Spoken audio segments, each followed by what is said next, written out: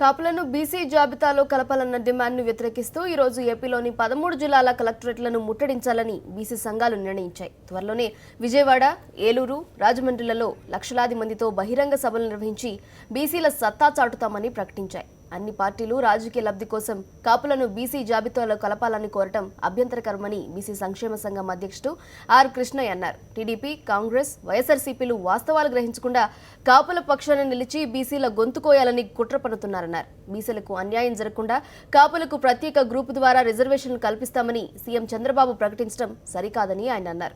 13 జిల్లాల బీసీలను ఒక్కటి చేసి కాపు రిజర్వేషన్ల ప్రతిపాదనకు వ్యతిరేకంగా ఉద్యమిస్తామని ఆయన చెప్పారు.